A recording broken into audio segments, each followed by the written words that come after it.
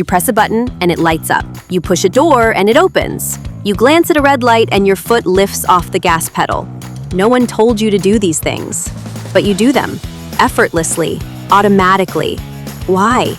Because someone, somewhere, designed your world to feel that way. Every curve of a handle, every soft ding from an elevator, every checkout aisle overflowing with candy. These aren't coincidences. They're intentional choices, quiet nudges baked into your surroundings that steer what you do, what you feel, and even what you want. So the next time you yank on a door that should have been pushed, don't blame yourself. Blame the design. This is the story of the invisible systems guiding your every move. This is the hidden design choices that shape your life.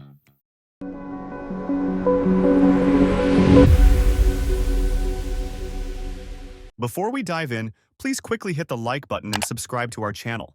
Your support makes a difference, allowing us to keep bringing you fresh, exciting content. Plus, it helps our community grow. Thanks for being part of it.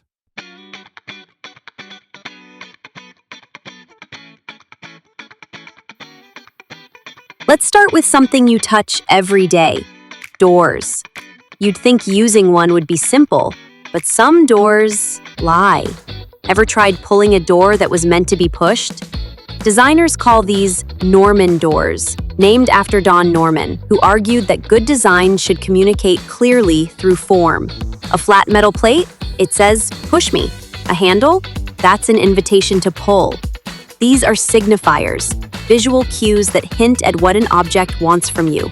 And when they work, you don't need a sign. The truth? If a door needs an instruction manual, it's already failed you. And it's not just about function, it's about safety too. Exit doors swing outward in public buildings, so people can push through in a rush. That's not just good design. It's code. It's invisible guidance. And we barely notice.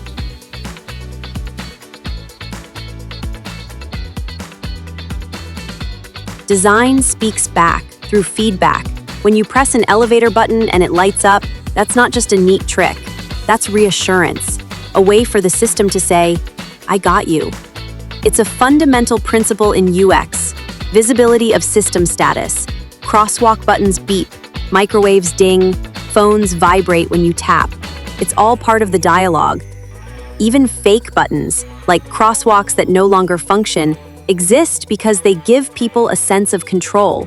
And sometimes, that illusion is enough to reduce anxiety or frustration. That little glow, that satisfying click, they aren't there for decoration. They're the system whispering, "You're not alone in this interaction." Urban planners are designers too, and your car is their interface. Look closer. Road markings get tighter as you approach a curve, making you feel like you're speeding up. You slow down. Instinctively, that's psychological traffic calming. Speed bumps are obvious, but narrowing lanes, textured sidewalks, or removing signs altogether, that's stealth mode. That's design working subconsciously to make you more alert, more cautious, more human. In the Netherlands, towns removed signage altogether. Accidents dropped. Turns out, when you're unsure of the rules, you pay more attention.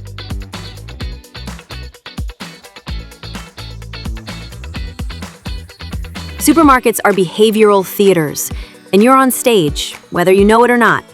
They place essentials like milk in the far back, so you're forced to walk past the cookies, the chips, the buy one, get one deals, and you turned right when you walked in, didn't you? That wasn't luck. It's a studied behavior. People usually turn right, so stores make the right side of the entrance irresistible. Eye-level shelves?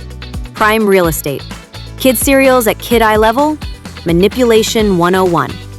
Checkout aisles? A final gauntlet of impulse buys while you wait. Even the music plays a role. Slow tempos make you linger. And the smell of fresh bread?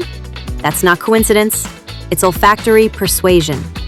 It's not evil. It's just design. But it pays to know the stage you're walking on.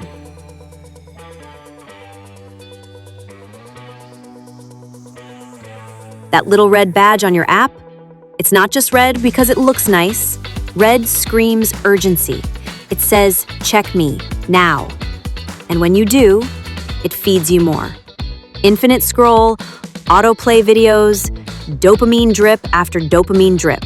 Every animation, every sound cue, every default setting is a choice.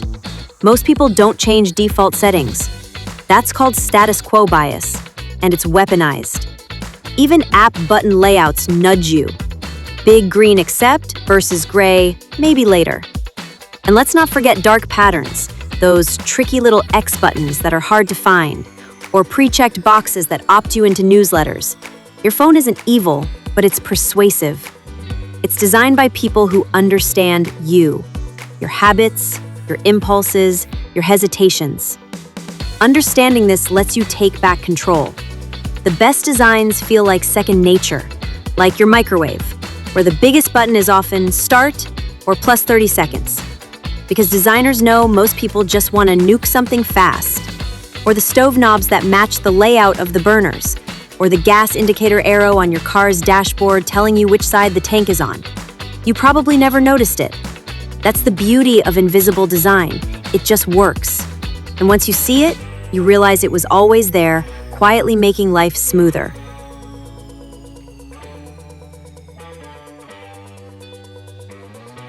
A stick figure on a door, a red octagon, a paper airplane on a message button. These symbols speak louder than words, because symbols are fast cognition. They bypass language and go straight to instinct.